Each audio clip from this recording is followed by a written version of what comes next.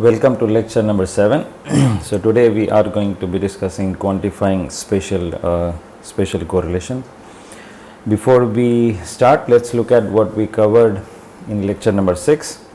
So in lecture number 6 we were studying this generic question in the spatial degree of freedom as to how to quantify the correlation in between the field vibrations at two separate space points rho 1 z, rho 2 z, and the way to do that is to pick up some field from rho 1 z, some field from rho 2 z, combine them at some other point rho z, and then by studying the intensity at this point one can then study the correlation between the fields at these two space points. Now in that context we looked at some essential mathematical concepts first, and the first one was the spatial stationarity.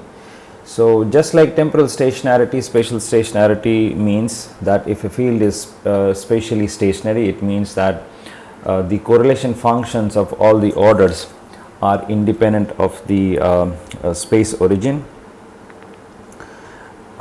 But usually we mean it in the sense of wide sense stationary, in which case it is just the mean and the second order correlation function that has to be independent of the space origin.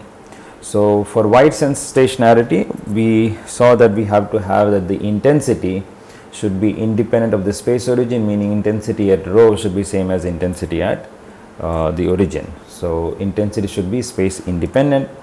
And for the correlation function we saw that the wide sense stationarity constraint translates to the fact that the cross-spectral density function, the correlation function, depends on the spatial coordinates only through their difference. So this W function, the correlation function, has to have a dependence on the space coordinate only through the difference delta rho. We then also looked at the angular spectrum representation of fields going in the positive z direction. This is very similar to what we did in the time domain when we looked at the frequency domain representation of a time domain signal. But when we are discussing the angular spectrum representation, it is just a little different. In the time domain signal we have this VR to the time domain signal. We just take its Fourier transform, and this V tilde R omega, that is the frequency domain signal. In fact, for studying this spatial correlation we'll only be studying this quantity V tilde R omega, which we actually call U rho z. Since this is at a single frequency, we then don't show this frequency, just call it U rho z. Now in the case of time we just take this Fourier transform time to frequency, but in the case of space is a three-dimensional vector, but that we represent that as a rho, which is two-dimensional vector, and z, and then we just take the Fourier transform of this rho. So it's not a three-dimensional Fourier transform, it's just a two-dimensional Fourier transform that we are after. So that is the difference between how we handle time domain signal versus the space domain signal. And the reason for doing this only two-dimensional transformation is that we are mostly interested in, at least in this course, the beam-like solution, the beam-like field solution that are going in the positive z direction. So for that purpose we looked at this kind of representation, and if we saw that there are several constraints that this U tilde Q z has to follow because of our constraint of having a beam-like solution, propagating solution and propagating in the positive z direction. We saw that the this U, because of all this constraint on U tilde Q z, the solution that it can have is of this form, U x y z. This we have written in the Cartesian coordinate system. So U x y z is A q x q y e to the I q x x q y y plus this W z. And just to remind, here this k that we are using here, the mod of that k is this is the k is the wave vector, and then mod of that k is related to the frequency through omega equal to ck, and this k is a three-dimensional vector. We write that as qx q by w, which is what we have it here. This qx q y form a two-dimensional spatial frequency vector, and of course this z component, and the mod of q we write that as this non-bolded q. Okay, now we see that this is actually not a Fourier transform, but if we look at this field at z equal to 0, then this is a perfect Fourier transform. Ux by 0 is a qx qy e to the I qxx qy by dqx dqy. So that's a perfect Fourier transform, and this way we can actually go from the xy a degree of freedom to this qx qy space. Now we can invert this and write a qx qy in terms of ux by 0. So these two form perfect Fourier transform pair, and that's the two-dimensional space and then two-dimensional spatial frequency basis, which form the Fourier pair. Okay, now coming back to this field, we saw that since we are mostly interested in the beam-like solution, one very good approximation, or one very often encountered approximation, is what's called paraxial approximation, and that happens when this q, this spatial frequency vector, this q is much smaller than k. So when q is much smaller than k, then we saw that we can actually write this u in this form, that it is the ikz is aq e to the iq dot rho e to the iq square 2k z d2q. So that's that. This is the form of u for the paraxial approximation, but this is the form of u in the most general case. Okay, so this is what we did in lecture number 6, and today we are going to now quantify and study how to quantify the spatial correlation that we started to kind of study with this kind of interferometer, which is also known as Young's double slit interferometer. So as we saw last time, we are interested in finding studying the correlation between the field vibrations at this location and this location, and the way to do, and this is the generic methodology. The way to do is just pick up the field, some field from here, and then combine them here. So the field at rho z, which is what we are representing a u rho z, is k1 u rho 1 0, that is a field from this point, k2 u rho 2 0, that is a field from that point, and then t1 is the time it takes for the field to go from this point to that point, t2 is the time it takes from for the field to go from this point to that point, and that's why this e to the I omega t1, e to the I omega t2, they are showing up here as the amplitudes. Now once we have the amplitude, then we look at the intensity at rho z, and which is given by u star rho z, u rho z ensemble average, and this we have did it in the last lecture as well. So this is simply sum of this 3 terms, in fact 4 terms. This is complex conjugate here. So first term is basically the intensity u star rho 1 u rho 1, intensity at this point, and there is this geometric factor k1, and that's because of the size of the slit and the direction and all that. There is the second term contains the intensity coming from this location, u star rho 2 u rho 2, and again some geometric factor. And the third and the fourth term, these are the interference terms, and they contain this correlation term u star rho 1 u rho 2, and this is the quantity we are after. And so in fact only when this term is present we see interference fringes, the very familiar Young's double slit interference fringes, and that is actually just because of the presence of this term. So we will look at now as to how to quantify this quantity u star rho 1 u rho 2. So now we can actually write this in terms of just the intensities or the spectral densities. So this is just this term is just the S at rho, this term is k1 square S rho 1 S rho 2, and the interference term with this cross spectral density W rho 1 rho 2 Z. And the point is that by looking at the intensity at this detection point, we should be able to figure out something or something about this function W rho 1 rho 2 Z. And this is exactly how we quantified correlation in the temporal domain as well. So this is the very generic methodology that is used in interferometers. Okay, so we can just simplify this in exactly the same manner as we did for time. So here we substitute k1 star k2, this quantity, as k1 mod k2 mod e to the I phi k, and we write this cross spectral density function W rho 1 rho 2 Z, this as this quantity, which is just simply multiplying it in the numerator and denominator by S rho 1 S rho 2.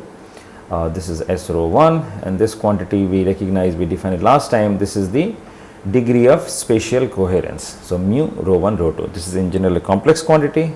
So we can also write this as its mod and its argument. So S rho 1 S rho 2 under root this modulus of mu rho 1 rho 2, the degree of coherence, and this argument. Now if you substitute this form for W and this for K1 star K2, then we obtain that the intensity is given by this K1 first term, second term, and then this term where we have a cosine term. So this cosine term, which has this omega T2 minus T1, the temporal information as well, and these arguments of mu and phi k. So when any of these things change, that's what gives us the Young's fringes that we actually, Young's double slit fringes that we actually see. Okay, so here we also want to define this quantity called visibility of the interference pattern, and this is the definition remains exactly the same as we did for time. So visibility is always I max minus I min over I max plus I min, and if we do find the maximum of this quantity, minimum of this quantity, we could very easily show that this is twice K1 K2 S rho 1 S rho 2 divided by this these two terms, and then this degree of coherence. So that's the visibility. And now we can see if the intensity is coming from these two arms, that means K1 square S rho 1 K2 square S rho 2. That's a special case if these two are equal. That means there's an equal intensity coming from this hole and this hole. Then we find that the visibility is simply equal to the degree of coherence. So if you make sure that the intensities coming from these two holes are equal, then whatever is the fringe visibility we see here, that is actually the degree of coherence between the field, degree of coherence between the field vibration at this point and at that point. Okay, so these are the basic ingredients for quantifying spatial correlation. Now, just like in time, where we saw that it is quite useful in actually classifying and quantifying the coherence in the temporal degree of freedom by going to by looking at the correlation quantity in the frequency basis. So here we can do the same thing, and here the quantity in the conjugate basis of this cross spectral density function, which quantifies the correlation in the space domain. This is related to this thing called angular correlation function, which is the correlation function in the spatial frequency domain. So this time also we'll find it useful that we do the quantification based on angular correlation function. So we can have the classification based on this, and so the case 1, the first case we often encounter is when there is no correlation between different spatial frequency components. So that means this angular correlation function, which is defined as an ensemble average of A star Q1 A Q2, this can be written as SQ1, some spectral density Q1, and delta Q1 minus Q2. So this means if Q1 is equal to Q2, then only there is some contribution to A Q1 K2. If Q1 is not equal to Q2, then this term is simply 0. So that this is what it means by frequencies having no correlation between different spatial frequency components. This is again very similar to what we had in the case of time, when we say there's no correlation between different frequency components. And just like in time, what we have here is that in this case we find, and this we discussed last time as well, that in this case the cross spectral density function, this W rho 1 rho 2 Z, because this constraint has to depend only on the delta rho, that is the difference in the spatial coordinate, and this side then becomes SQ to the I Q dot delta rho dQ2. So this is a nice Fourier transform relationship, and this is called the Wiener-Khinchin theorem. And the point here is that the correlation function depends only on delta rho for this case when there is no correlation between different spatial frequency components. Now what about intensity or spectral density? This S rho, which is simply W rho rho, and that's SQ dQ rho. So this is just a constant. So for this case, when there is no correlation between different spatial frequency components, the intensity is constant or the spectral density is constant, and the correlation function depends on the spatial coordinates only through their difference. The second case is when there is perfect correlation between different spatial frequency components, and in this case the angular correlation function, which is again defined as this ensemble average quantity, we can just write this as A star Q1 A Q2. So this means the ensemble average doesn't make any difference. So this ensemble average is same as the quantity itself. Because there is no randomness in the system, there is a perfect correlation between different spatial frequency components.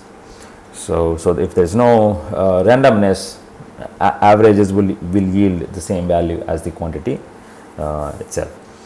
So in this case, the degree of coherence will always be 1, because since the frequencies are perfectly correlated, the fields will be correlated in spatial coordinates as well.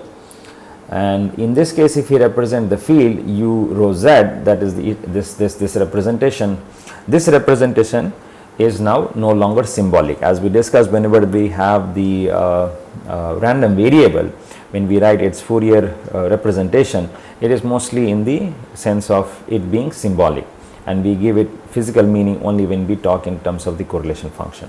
But when there is perfect correlation between different frequency components, then the field representation is no longer symbolic, it is the actual Fourier representation. This is same as also we saw that in the case of time as well. Again, we can have the most general case when there is partial correlation between different spatial frequency components, and of course in real life you never see this. This is always the case 3 that we see. These two cases are the extreme cases, and real life we never ever see them. But it's like we see very close to it being case 1 or case 2, but it can never ever be the perfectly either this case or that case. But in most physical situation, we try to approximate it to case 1 or case 2, and usually partial correlation studies are done when we go into the more detailed applications of spatial coherence. So here I'm just putting one example of an angular correlation function that shows partial correlation. So this is an example. This is called the Gaussian shell model source. As we can see in this case, this delta C kind of represents the correlation in the field between different spatial frequency components. And as we can see that when delta C tends to 0, this term is 0, then this will become a delta function, and this basically leads to case number 1. And when delta C is infinity, that means when the correlation is perfect, then it leads to case 2. So this is just a representative example of how we can capture kind of all these cases. So this is how we kind of classify spatial frequency correlation, and it is always good to it's always kind of much easier to kind of handle correlation with this angular correlation function, and once we have it, then go back to calculating this cross spectral density function. Okay, so far we were quantifying correlation in time and space. Now we want to look at how these correlations actually propagate. So far we were just looking at what is the correlation, let's say at this point, and to find the correlation at this point, we look at the intensity at this point, and through the intensity measurement, we were trying to find out the correlation at this point. But now the question is, if we know the correlation, let's say at some z equal to 0, can we find the correlation at some other location? So that is the question.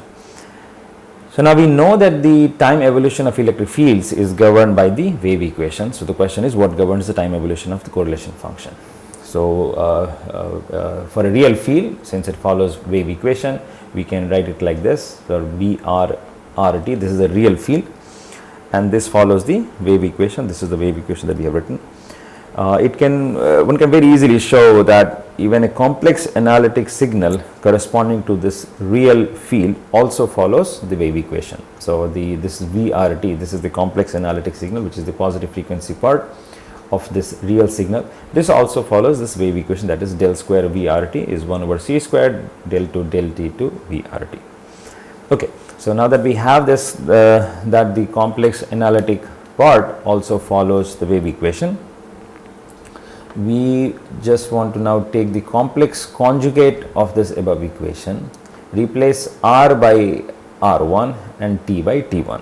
So if you do that, here this derivative is with respect to R. So if it's R1, then it becomes del 1 square. This 1 just represents that this is with respect to R1. And we have, since we have taken the complex conjugate, so this is V star. So R becomes R1, T becomes T1, R becomes R1, T becomes T1, and this T just T1. So that is this is again the wave equation. This is just the playing with the variables. Now we multiply both sides of this equation by VR2 T2 and then take the ensemble average. So once we do that, so this is VR2 T2 that we have multiplied, and ensemble average VR2 T we have multiplied and then taken the ensemble average. So this quantity also now follows this wave equation. Now what is this quantity? This is the cross correlation function gamma R1 T1 R2 T2. So that's the quantity. So we see that the cross correlation function actually follows a wave equation, but here this wave equation is only with respect to R1. The derivative is only with respect to R1, and this one is only with respect to T1. But we can as well have started from this point by taking the derivative with respect to R2 and T2, and in that case we would have gotten this equation instead, which is del square 2 this gamma and 1 over c square del 2 del T2 square and gamma. So both these equations, the gamma satisfies both these equations. So basically the cross correlation function, I mean the field satisfies one wave equation and the cross correlation function satisfies a set of two wave equations. And these are actually known as Wolf equation. These were derived by Emil Wolf, who was a faculty at the University of Rochester, and in fact he just passed away last year. So these equations are named after him. Now if it's a stationary and ergodic random process, then as we know that stationary random process, the cross correlation function depends on the time coordinates, time variable only through the difference. So in that case, this equation basically becomes del 1 square gamma R1 R2 tau 1 over t square del tau gamma R1 R2 tau. And since this is the derivative with respect to R1, we can also have a second equation where we have the derivative with respect to R2. So these are the two equations that gamma R1 R2 tau, that is for the stationary ergodic process, that actually satisfies. We can take the Fourier transform of these two equations, and we can then find that the cross spectral density function, that is the correlation function in R1 R2, that follows this Helmholtz equation. Just like here, this is the wave equation, but if we take the individual frequency component of this field, then we see that those actually satisfy Helmholtz equation. Similarly, this is the cross correlation function, it satisfies wave equation. But when we take this cross spectral density function, which is the correlation at a given frequency between the two field points R1 R2, but at a given frequency, this basically satisfies the Helmholtz equation, and two of them, because this one is with respect to R1, this one is with respect to R2. So essentially the correlation function, just like the field, the correlation function also satisfies the wave equation. But in this case, they satisfy a set of two equations instead of just one. So, and by solving these differential equation, we can actually find out the correlation function at some other location if we know the correlation function at some initial location. Okay, so this is how we handle the propagation of correlation through differential equation. But let's next we also want to see how to handle propagation of correlation through an integral equation, through an integration. And in this context, we will also discuss what's called the Vansittart-Zernike equation. Okay, so here we will actually get a little more particular. So in this case, we want to study how the correlation from a the spatial coherence of a primary source, how that propagates from, let's say, one point to another point. So this thing is, let's say, a primary source, and this is the origin, this is the primary source, and R1 prime, R2 prime, these are the 2 points. These are just the space variables on this primary source, and now we are after calculating the correlation function between the field vibration at these 2 points R1 R2, at some location from this source. Okay, so how do we go about it? So first we recognize that this field, this V r omega or u rho z, which is the field at specific frequency, this satisfies the Helmholtz equation, that is del square k square V r omega. And if for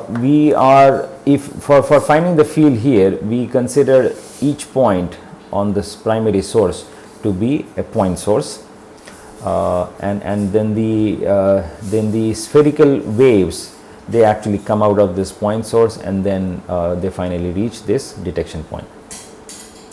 So here we consider this R1 prime to be a point source with amplitude V R1 omega, which is the amplitude of the source. So and then we will calculate the intensity, we will calculate the amplitude reaching this point due to this source. So if we have this R1 is a source at R1 prime with amplitude V tilde R1 omega, and let's say also consider D2 R1 prime, that's a tiny area at R1 prime, then the field amplitude reaching R1 from this point, that contribution can be written like this. Here we can see this e to the I k R1 by R1, that is the contribution. If we just take a unit amplitude source here, then these are the spherical waves. So if spherical wave, that's the solution e to the I k R1, and then R1 is the attenuation factor because this goes in a spherical manner. So e to the I k R1, where R1 is the distance from R1 prime to R1, this e to the I k R1 by R1, this is the quantity, this is the field amplitude reaching R1 from a source that is of unit amplitude at R1 prime. But since R1 prime the amplitude is V tilde R1 omega, then the total contribution will be V tilde R1 omega e to the I k R1 R1. And since we are also considering a tiny area D2 R1, then the contribution from that tiny area D2 R1 is simply by multiplying this quantity by D2 R1. Now this lambda 1k, this is just a geometric factor. We are also including here because that will also, depending on what is the inclination of R1 with respect to R1 prime and so on, that will also decide what fraction of this field reaches there. Okay, so now, well, R1 is just the separation between R1 prime and R1. Okay, so now the total field at R1 due to the source is simply this integration, integrating the whole thing. So the total field at R1 is just V tilde R1 omega, this quantity, and this total field is just this quantity integrated over this whole source. And again, lambda 1k is a geometric factor. So similarly, if we take some other point R2, then the total field at R2 due to the source, due to the entire source, is again as a very similar integral. Here we are using this R2 prime as a separate variable because we actually want to multiply this quantity. But this is same as this integral except for this factor R2, which is the separation between this variable point that we have chosen R2 to R2 prime. Okay, so since the fields are related in this manner, so if we just multiply these two and take the ensemble average, then we have this quantity V star R1 omega, V R2 omega, and then this is just this ensemble average quantity, and we just put it all together. Now this one is the cross spectral density function at R1 involving R1 R2. This quantity is the cross spectral density function involving R1 prime R2 prime, and this remainder is these are the remaining factors. And if we take the Fourier transform, we can also show that this cross spectral density function, then if we take the Fourier transform, this becomes the cross correlation function, and then we see that the cross correlation function at R1 R2 that's related with cross correlation function R1 prime R2 prime in this manner. So this is just an integral way of representing how the correlations are correlated, how we can find the correlation at R1 prime r2 prime, this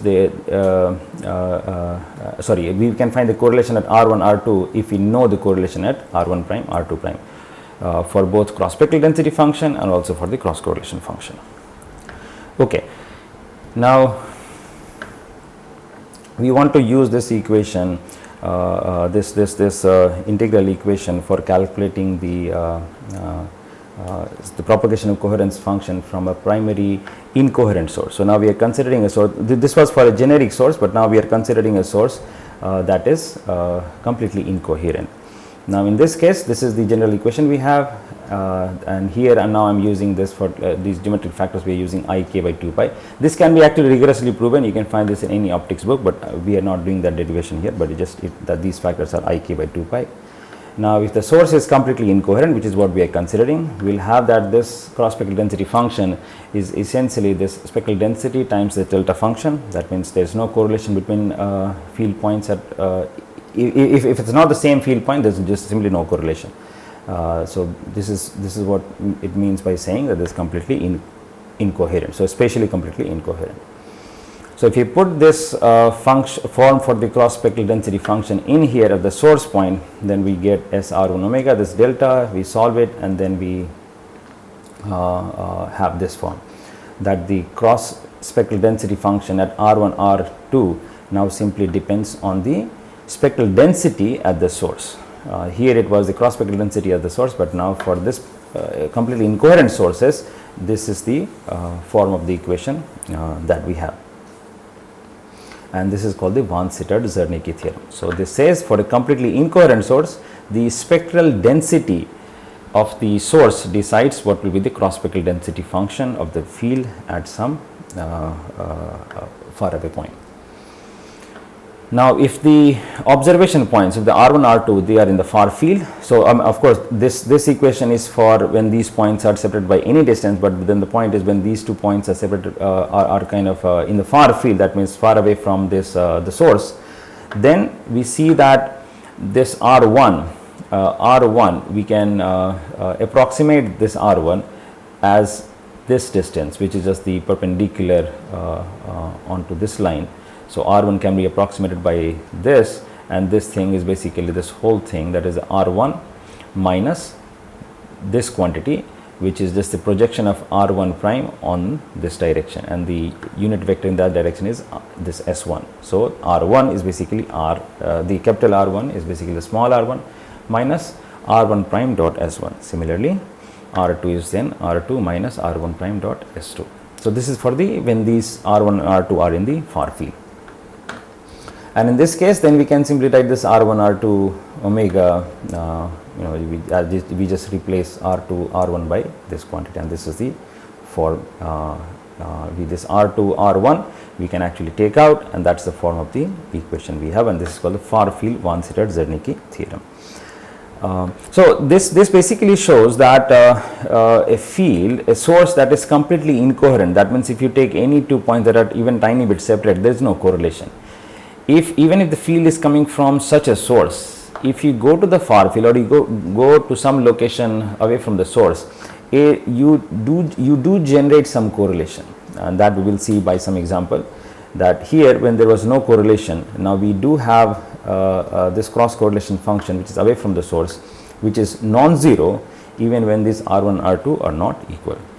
So let's see that through one example. So this is the far field Vansittart-Zernike theorem. Again we are looking at when the source is completely incoherent, and this time we look at in a specific example when it says the source is circular and spatially coherent and has a radius a, and the spectral density intensity just flat, that is just I naught over the radius a of the source.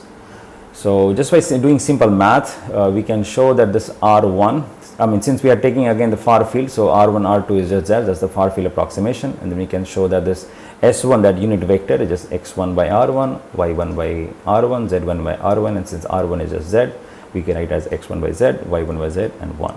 Similarly for S2, the difference vector S2 minus S1 we can just write as some omega cosine phi, w cosine some psi, w cosine psi. Similarly we can write R1 prime that as some rho prime cosine theta, rho prime cosine sine theta. And so if we write S2 minus S1 dot R1 prime, which is the quantity we need here, we can write it like this. And if we then put this over here, this takes this form. If you do the just do the math, I mean, I'm not this one can actually just I'm not going through the details of it, but just showing all the math. So this they then can take this particular form where this V is this quantity, which is nothing but this Ka by Z times D, where D is the separation between the two observation points, is R1, R2. J1 is the Bessel function of the first kind and first order. Now we see that again we started with a source which was completely incoherent but had a finite size, and then we see that in the far field it has a finite coherence. That means now it is no longer the case that the correlation is 0 if R1 is not equal to R2, which is what the situation is right at the source. So it has, just by the propagation, now we see that the field has become coherent. And how much coherent? So that quantitative idea we can get by just noting that this first 0 of the Bessel function is at this V equal to 3.83 for this function, which corresponds to D equal to 3.83 Z by Ka. So this D equal to 3.83 Z by Ka, that's what we can call transverse coherence length. And this is then the radius, so pi d by, sorry, this is the diameter, so pi d by 2 square is the coherence area. So a source which was completely incoherent, that means the coherence area or the transverse coherence length at the source was 0, but just by upon propagation we see that it has developed a finite coherent transverse coherence length and coherence area. So a primary incoherent source with 0 coherence area of the source generates finite coherence area in the far field. And this we see in when we receive light from the sun. Sun is just a bunch of individual emitters, so the coherence area right at the sun's surface is actually 0. But when the sunlight comes to earth, it picks up coherence upon propagation. And if you actually do a Young's double slit experiment based on using sunlight, and if the two slits are separated by a couple microns, we will actually see interference fringes. The LED bulbs, they are also an example of such spatially incoherent sources, because they are also, to very good approximations, they are also this spatially incoherent sources. And in fact, for such sources that are spatially incoherent or spatially partially coherent, there's a lot of application, especially in the imaging in the turbulent environment, and some of this application, if we have time, we'll actually go through in this course. So this is all for this lecture. Thank you so much.